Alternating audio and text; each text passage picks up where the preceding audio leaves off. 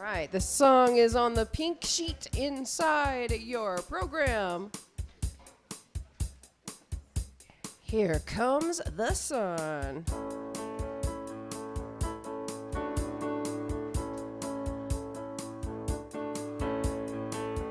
Here comes the sun, doo-doo-doo-doo.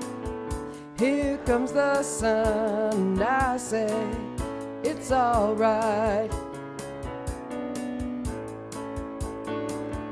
Little darling, it's been a long, cold, lonely winter. Little darling, it feels like years since it's been here. Here comes the sun, doo-doo-doo-doo. Here comes the sun, I say, it's all right. Little darling, the smiles returning to their faces. Little darling, it seems like years since it's been here. Here comes the sun, doo-doo-doo-doo. Here comes the sun, I say, it's all right.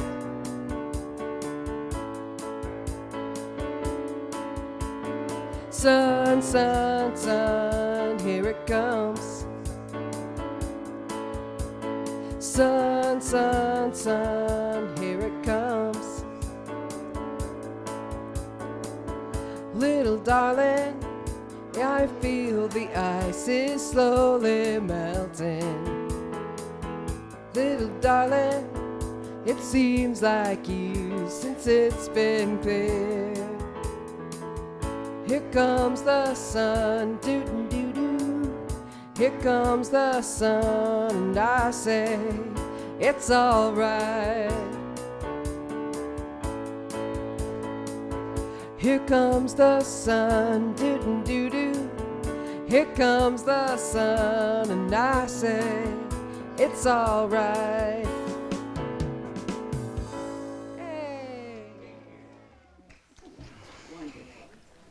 So I want to wish a happy Mother's Day to all of the mothers that are here, the birth mothers, the adopted mothers, the cat mothers, the dog mothers, and all the guys that have helped in the mothering. Because we all know we need that TLC. So welcome. My name is Susan, and I'm your trustee on duty today.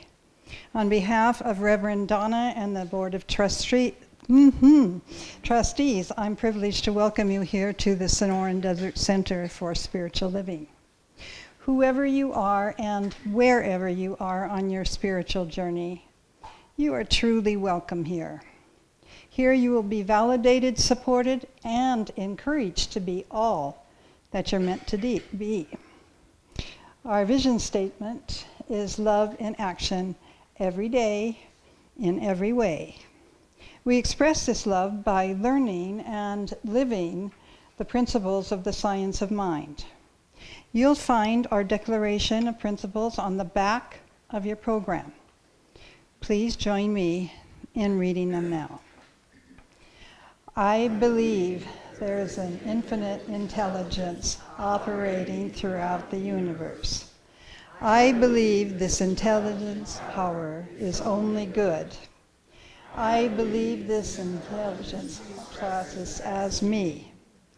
I believe through my conscious use of this power, I create my life as happy, healthy, and complete. And so it is. I know we have at least one newcomer here today. Her name is Sue, and she's from Green Valley and still working full-time. All right. Yeah.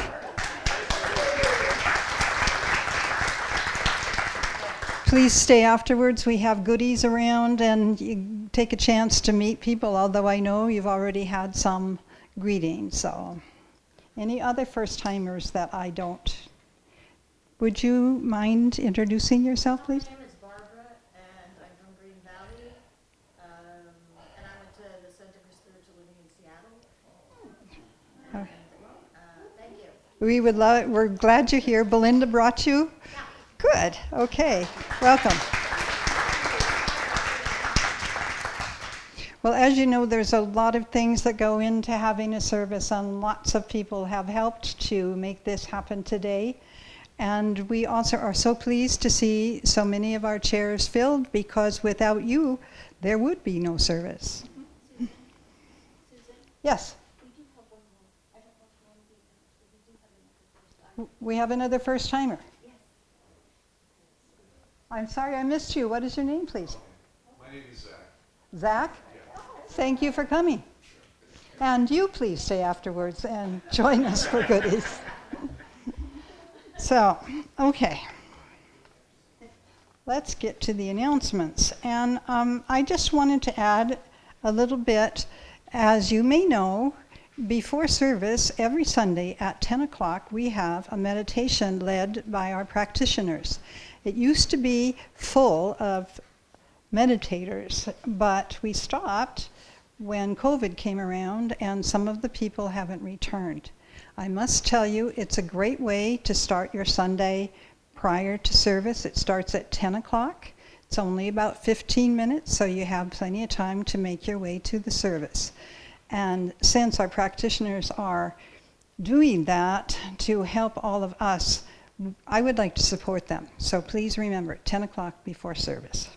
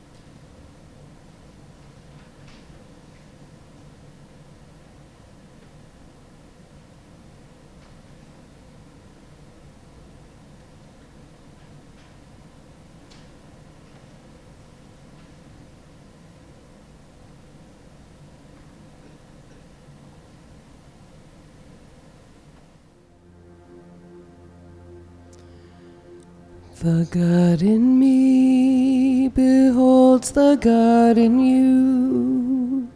It is all for our greatest and highest good. The God in me beholds the God in you. And you and I are one. Namaste. The God in me beholds the God in you. It is all for our greatest and highest good. The God in me beholds the God in you. And you and I are one. Namaste. Namaste.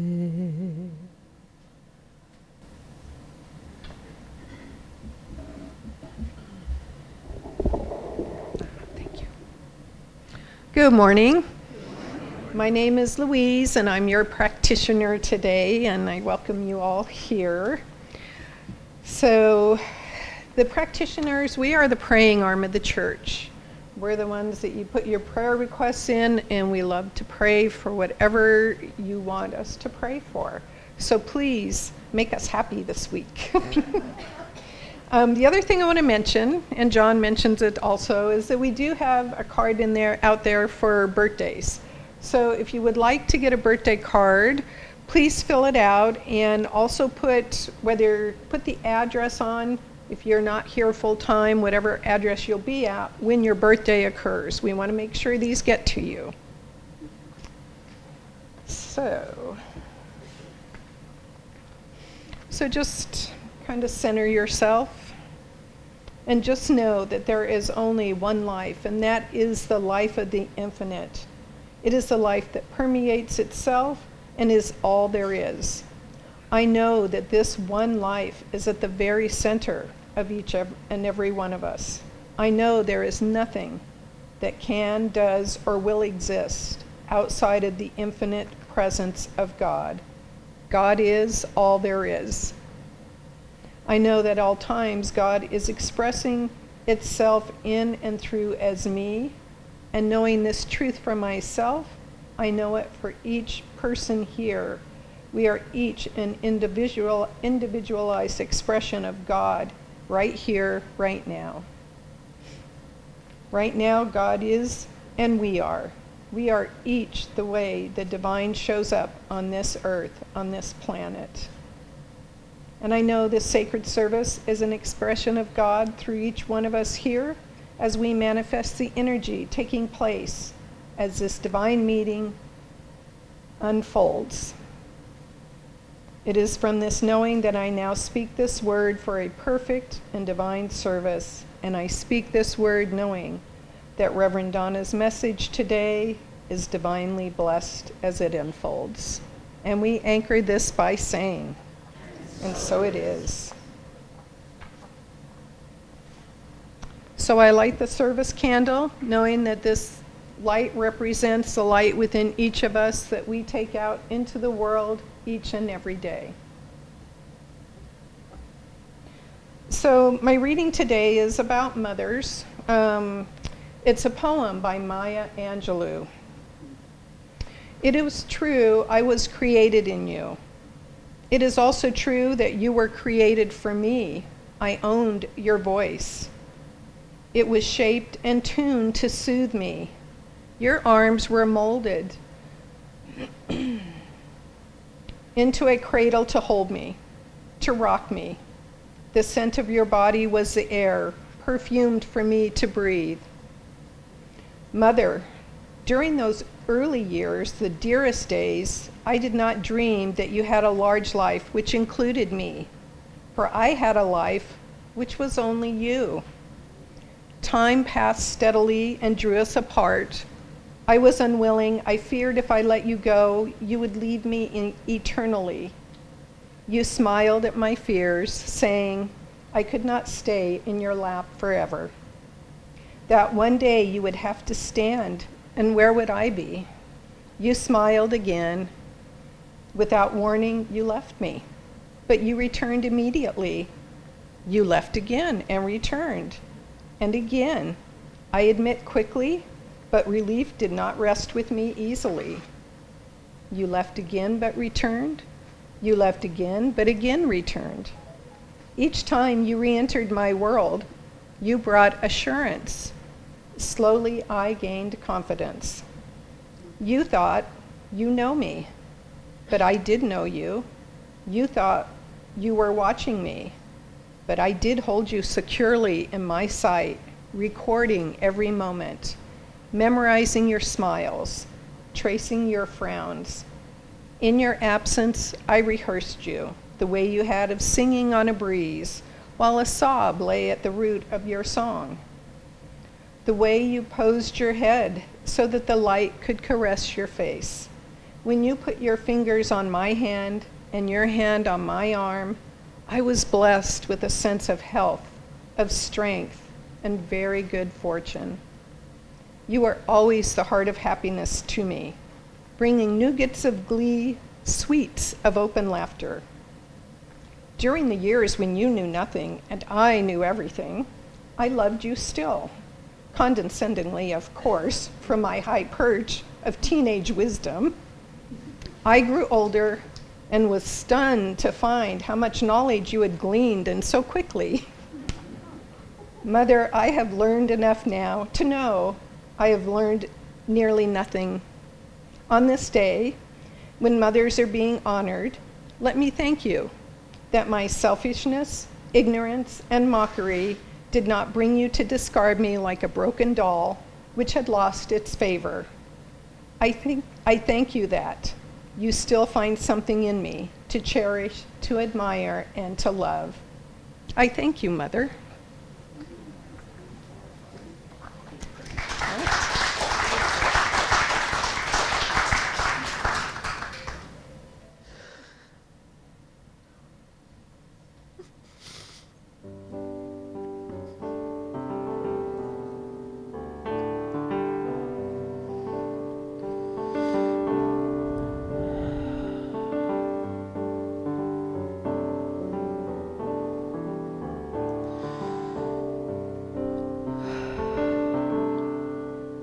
This is a song that I wrote for you guys a couple years ago.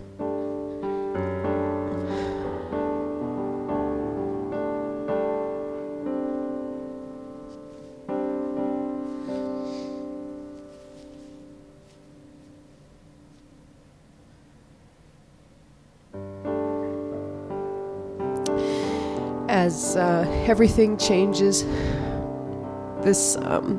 these words took on some new significance for me.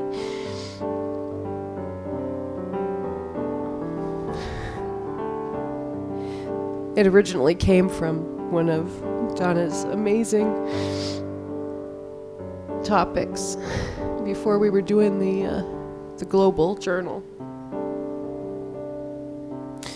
As a matter of fact, it came from a pledge campaign. Matters of the heart. Can I pray for you? What can I do to make it all go away? Should I talk to you? What would I say to make it all okay? It's not a feeling of guilt or obligation, or a matter of doing my part. But there is no pity in this heart of mine. That's how I feel. It's a matter of the heart. I'm making way for you, but I know you can't meet me there. What you've been going through, I can't imagine the immense pain. It's not a matter of my own opinion, of the who's and the how's and the what's. You're my best friend through thick and thin. It's a matter of the heart. The day will come soon, I know, when you will open up again. The dawn will break across your face, through the tears and the fears and the could have beens.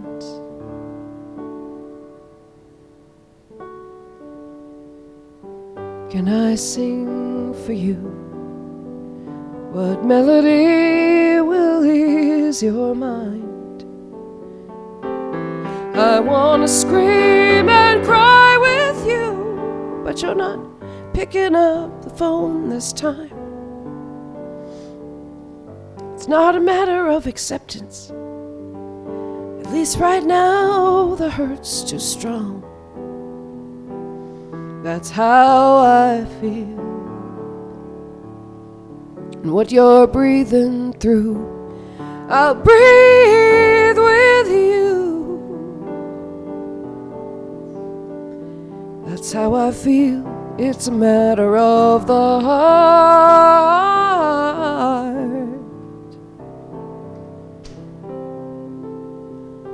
It's a matter of the heart.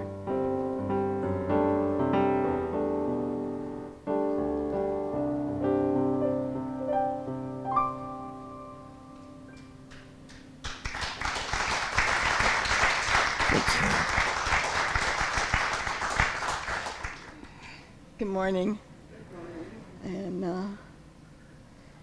And I do add my happy Mother's Day to each and every one of you. And it is a day to pay tribute to those who gave us life. And, no matter how happy or uncomfortable our relationship with our mother was or is, it's a moment to remember that we wouldn't be here without her. Most of us feel like, and I always did, that Mother's Day was a time to honor our moms with flowers and perfume and a lunch at a really nice restaurant. And it's the one day to pamper our mothers if they're still around. But that's not the origin of Mother's Day. In 1870, Juliet Ward Howe, that's the same woman who wrote the lyrics to Battle Hymn of the Republic, also wrote an appeal to womanhood throughout the world, later known as the Mother's Day Declaration. It was both a protest of war and a call to social justice. It was not about honoring our mother with a lunch, but it was about the strength and values of women, particularly women who raised children and saw them going to war. It was a call for all women to rise up and to add their voice as a balance to that of the masculine. And we need to keep in mind that it was written 5 years after the Civil War, the bloodiest battle in the history of the United States. Families had seen brothers fight against brothers, fathers against sons, and an estimated 620,000 people lost their lives. And it was written 50 years before women could vote.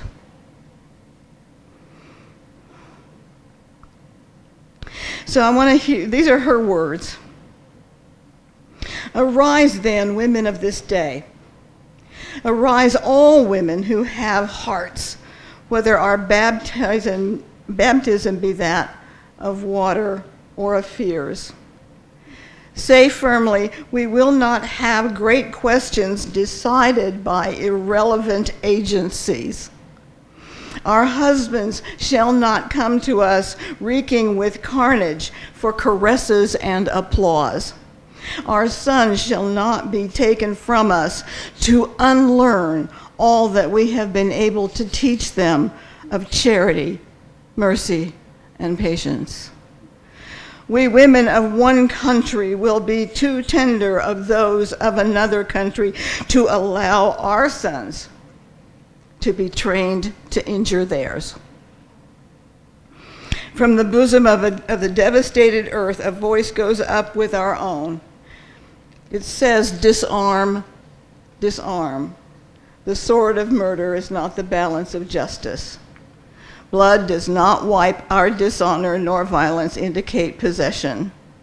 As men have often forsaken the plow and the anvil at the summons of war, let women now leave all that may be left of home for a great and earnest day of council. Let them meet first as women to bewail and commemorate the dead. Then let them solemnly take counsel with each other as to the means whereby the great human family can live in peace, each bearing their own time the sacred imprints, not of Caesar, but of God. In the name of womanhood and of humanity, I earnestly ask that a General Congress of Women without limit of nationality may be appointed and held at some place deemed most convenient and at the earliest period consistent with its objects, to promote the alliance of the different nationalities, the amicable settlement of international questions, the great and general interests of peace. Her request for a General Congress never came to fruition, but I think she would have been proud to know that women won the right to vote in 1919, 9 years after her death. I think she would have been gratified to see the strides that we have taken in civil rights, in education, health care, working conditions, laws that protect children, equality in the workplace, and a myriad of other areas where the voices of women have been too strong to ignore. So perhaps Mother's Day is not only a time for honoring our mothers, but maybe it should just be a time when we stop and give thanks for those women who dared greatly and with courage and commitment won the rights that we now take for granted. That's Mother's Day. That's Mother's Day. Our theme this month is Light Within the Shadows, and today's topic is Unlearning Our Fear of the Darkness. You know, the English language does not have gender-specific pronouns, as does the Latin-based ones, which use L as masculine and law as feminine. You know, and in some ways, I think that's really sad, because what we're looking at with the darkness and the light is the feminine and the masculine aspects of life. So when you look at things through that eye of gender, like the sea is feminine, la mer. The sky is masculine, el cielo. The earth is feminine, la tierra. The sun as masculine, el sol. The moon as feminine, la luna.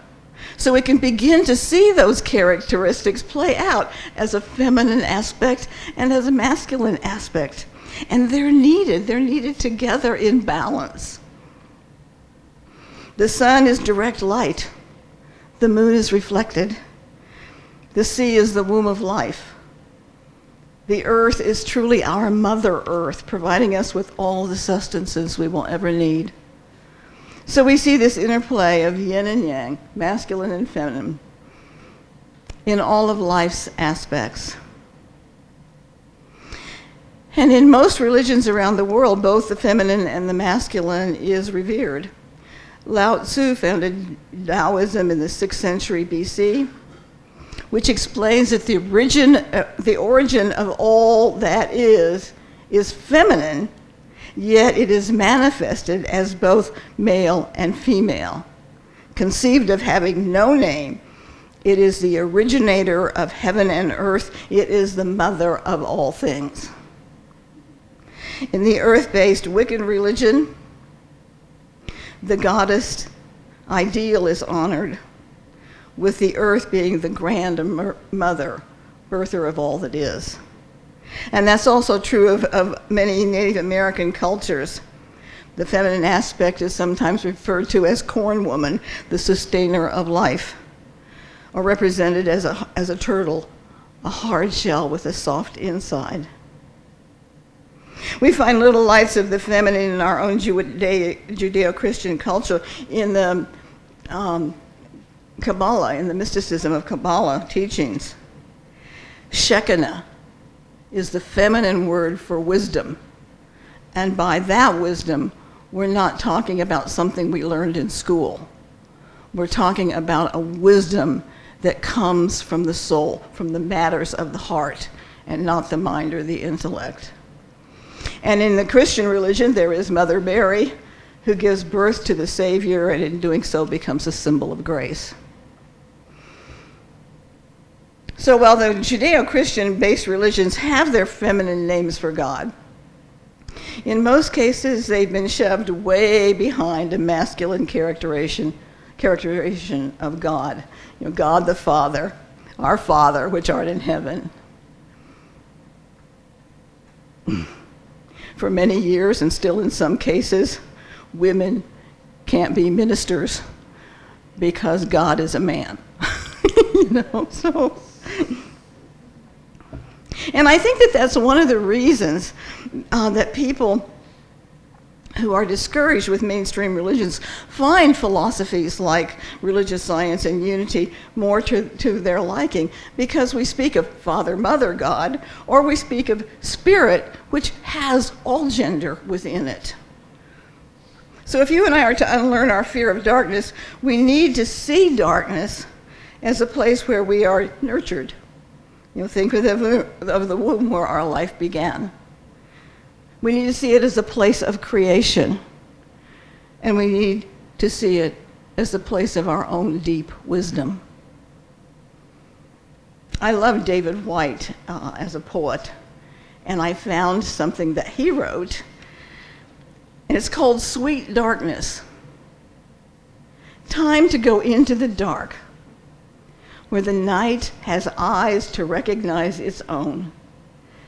There you can be sure you are not beyond love. The dark will be your womb tonight. The night will give you a horizon farther than you can see. You must learn one thing. The world was made to be free in. Give up all the other worlds except the one to which you belong. And sometimes it takes darkness and the sweet confinement of your aloneness to learn. Anything or anyone that does not bring you alive is too small for you. So when you and I make friends with darkness, it gives up its secrets and its gifts to us.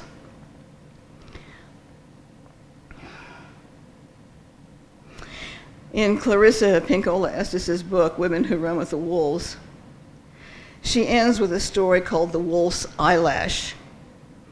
And I've told it at least once before. And Heather liked it so much then that she wrote a song about it. But the story shows us the gifts that darkness brings when we are willing to put aside our fear of uncertainty, of the unknown. And since in the last couple of weeks we've had some pretty heavy topics, I thought I'd just close with this little story again and keep it light today. So this is the story of the wolf's eyelash. Don't go out into the woods, they said. Don't go out. Why not? Why shouldn't I go out in the woods tonight? She asked. A big wolf lives there who eats humans such as you. Don't go out in the woods. Naturally, she went out. She went out in the woods anyway, and of course she met the wolf just like they had warned her. See, we told you, they crowed. This is my life, not a fairy tale, you dolts. She said, I have to go to the woods and I have to meet the wolf, or else my life will never begin. But the wolf she encountered was in a trap. Help me, oh help me, help me. Help me and I shall reward you justly. How do I know you won't harm me, she asked. How do I know you won't kill me? Wrong question, said the wolf. You'll just have to take my word for it. And the wolf began to cry and wail once again. Oh, aye. There's only one question worth asking, fair maiden. Wise soul. All right, I will take a chance. And she sprang the trap, and the wolf drew out his paw, and she bound it with herbs and grasses. Oh, thank you, kind maiden, sighed the wolf. And because she had read too many of the wrong kinds of tales, she cried, go ahead and kill me now, and let's get this over with. But no, that did not come to pass. Instead, this wolf put his paw upon her arm. I'm a wolf from another time and place, said he, and plucking a lash from his eye, gave it to her and said, use this and be wise.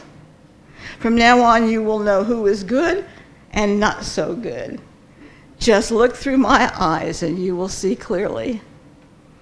For letting me live, I bid you live in a manner as never before. Remember, there's only one question worth asking, fair maiden. Why are I so? And so she went back to her village, happy to have her life. And this time, as they said, just stay there and be my bride, or do as I tell you, or say as I want you to say, and remain as unwritten upon as the day you came. She held up the wolf's eyelash and peered through and saw their motives as she had not seen them before.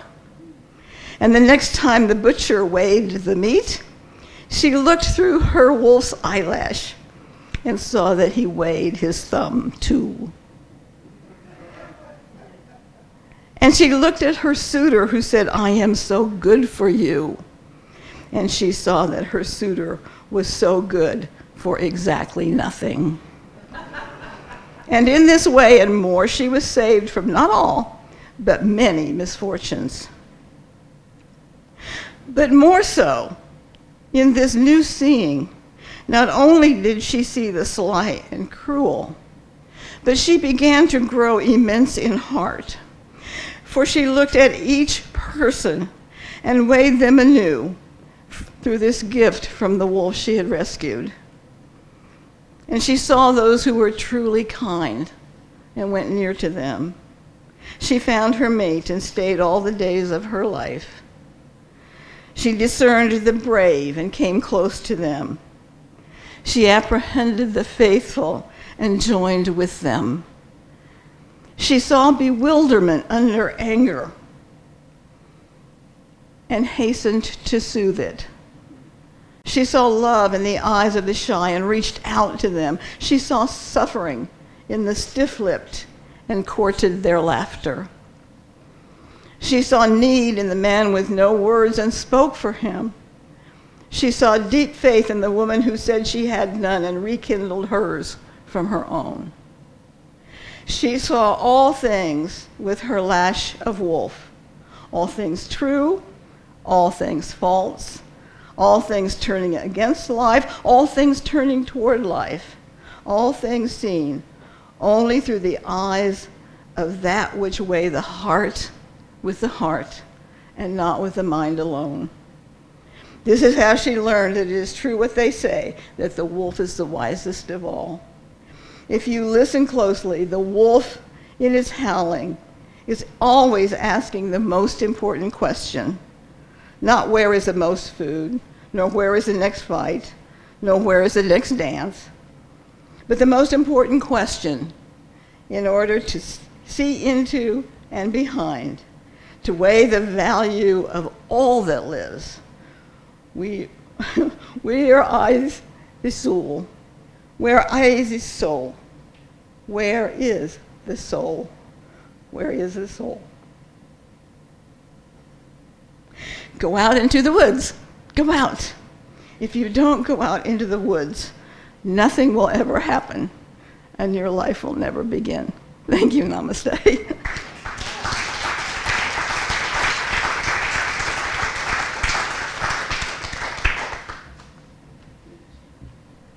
So there's a new song inside the pink sheet of your programs, but is it okay if I just do Wolf's Eyelash for you? I would love it. All right, let's do that instead. If you know it, sing along. If you don't, that's okay too. I didn't know until 3 o'clock this morning that I was going to use that story. That's why I didn't let you know. Well, it's perfect. It's perfect because I will tell you, despite that moment, and Louise, I don't know why, but you give me those moments, and I love you for it, and thank you. But my mother raised a witchy woman. She raised a fierce, feral woman who acknowledges the darkness to appreciate the light. And then I come here every single Sunday, and I get all my little sunbeams from all of you. And then I bring them back. I was telling Melinda earlier this morning, I saw a sign, one of those little desk signs that said, well, you know the adage, aren't you a little ray of sunshine? Well, this desk sign says, well, aren't you a little ray of pitch black?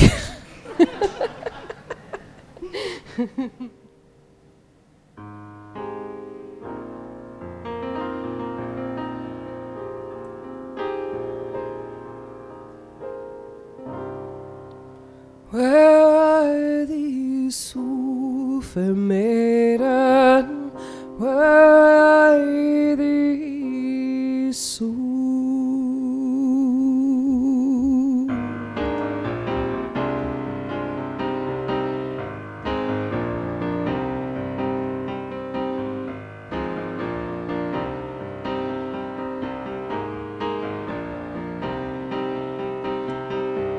Where are these souls, fair maiden? Where are these souls? Where are these souls, fair maiden? Where are these souls? Where are these souls, fair maiden? Where are these souls? Where are these souls, fair maiden? Where are these souls? Looking through the eyelash of the wolves like a window into their hearts. Use the fear within thyself and transform it into love. Ooh, little child, don't you want to have a bigger world? Ooh, little child, it's a great big heart. Every person has a lesson if you only stop and look now. Through the eyelash of the wolf, through the eyelash of the wolf, through the eyelash of the wolf, through the eyelash of the wolf. Take the breath of the forest trees and always keep it in your heart. You got a lot more strength than you know. You keep it in, but you gotta let her out. Ooh, little child, got the call of the wild in you. Ooh, little child, it's a great big heart, and there's room for everyone if you only let 'em in now. Through the eyelash of the wolf, through the eyelash of the wolf, through the eyelash of the wolf, through the eyelash of the wolf, through the eyelash of the wolf, through the eyelash of the wolf. Where eyelash of the wolf, through the eyelash of the wolf. Ooh, little child.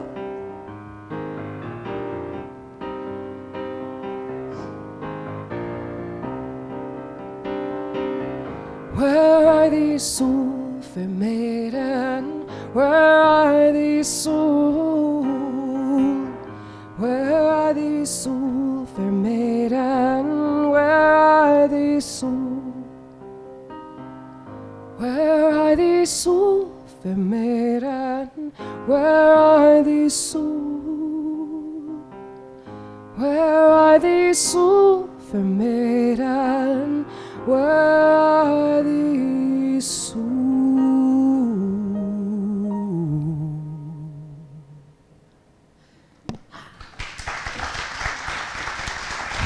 Thank you, and almost I love that song, I do.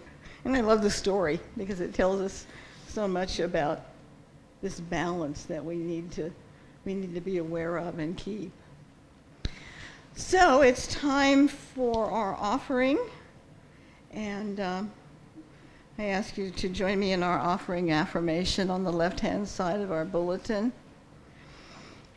My gift goes forth to heal, prosper, and bless all that it touches.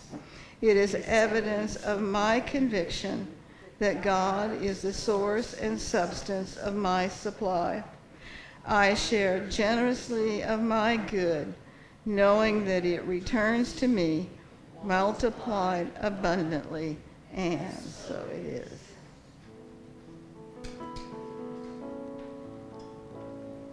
I am so blessed. I am so blessed. I am so grateful for all that I have. I am so blessed.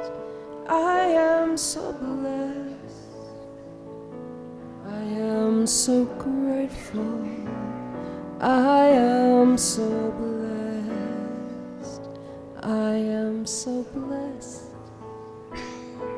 I am so blessed. I am so grateful for all that I have.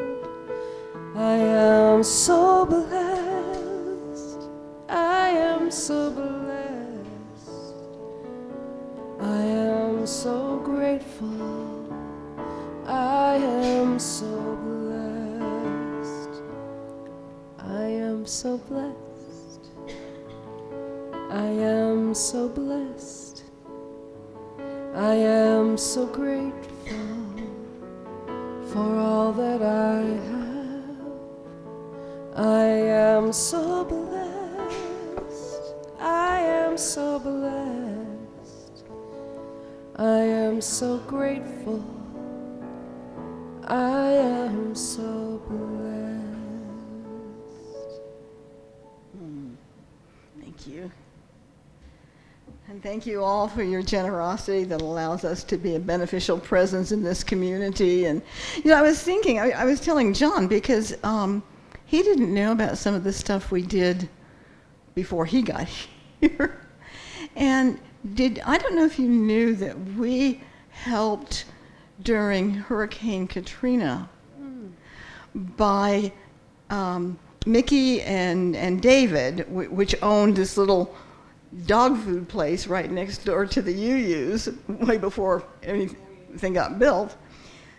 And they found a trailer and they packed it with, they packed it with food and kennels and everything that dogs could need. And they took it to Slidell. And we were responsible for collecting a whole bunch of food. And I don't remember how much money, but we were an itty-bitty little church, and we gave a big amount of money. So, and I remember seeing the little, all the people in Slidell were around a sign that said, "Thank you." And, but, we've done a whole bunch of little things like that. And sometimes we need to bring those up every once in a while to realize that we have been a beneficial presence for a long time now. And it's because of you. It's because when the word is put out, hey, we need, it's meant by how much? So it's pretty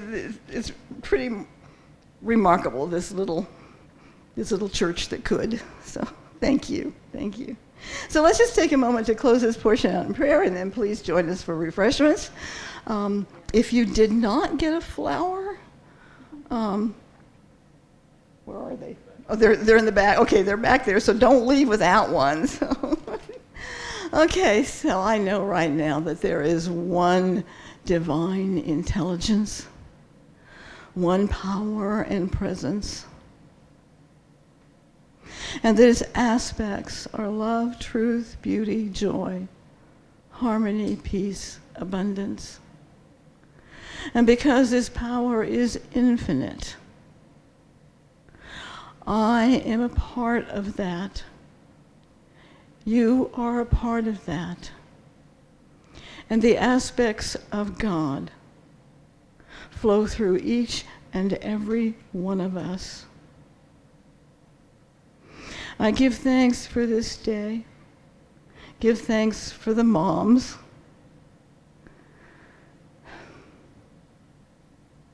And I know that we've been blessed, each and every one of us, in our own unique and sweet ways. My mom, as I said in the e-news, my mom gave me the gift of her love of nature. And I saw a rabbit, a lizard, a squirrel. It wasn't a squirrel, a rabbit, a lizard, and a little bird in my backyard on a matter of 5 minutes. So that's my mother's gift to me. And I know that each one of us are blessed in some way, shape, or form. So I just take those blessings with me this day and allow my heart to fill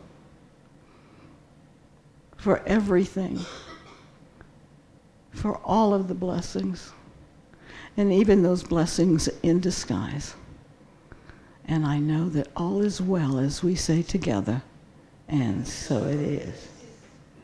Thank you. Maybe stand and sing stand.